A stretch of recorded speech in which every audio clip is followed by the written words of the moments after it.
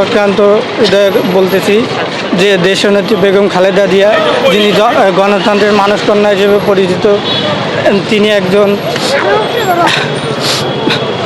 তার মৃত্যুর খবর শুনে আমি 10টার সময় রওনা দিয়ে আমি এবার কেয়ার হাসপাতালের দিকে এসেছি। আমি তাকে এক পলক দেখতে চাই, যার কারণে আমি এখানে আসছি, অবস্থান করতেছি।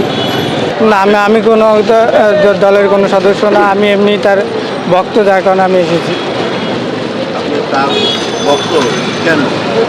কারণ তিনি যে বাংলাদেশের জন্য যে গণতান্ত্রিক প্রতিষ্ঠার জন্য কাজ করেছে, যাতে দেশের উন্নতি হয়, সে দেশ একজন দেশের মানসকন্যা। তিনি যে দেশে যতই নির্যাতন তার উপর করা হয়েছে, তিনি দেশে যাননি। আসলে তিনি সে একজন দেশপ্রেমিক ছিলেন, যার কারণে আমিও একজন দেশপ্রেমিক, যার কারণে তাকে দেখার জন্য আমি এসেছি। তিনি তিনি তিনি যখন অনিলবিনের পরে যখন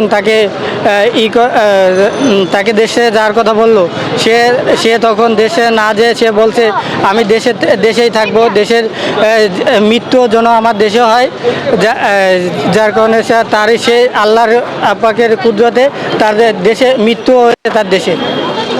আসলে একজন পরিবারে যখন হেড বা প্রধান যখন মারা যায়, তখন যে পরিবারের যে অবস্থাটা ক্রিয়েট হয়, যে বিভিন্ন ধরনের সমস্যার সমাধান হয়। আসলে তিনি মারা যাওয়ার পরে ঠিক আমরা একজন অভিভাবকহীনতায় ভুগবো, যার কারণে বিভিন্ন ধরনের সমস্যা দেখা দেবে।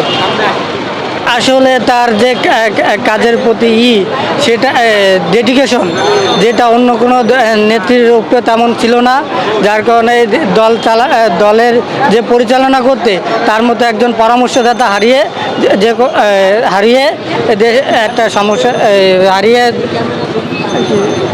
সমস্যা আর কি ক্রিয়েট হবে।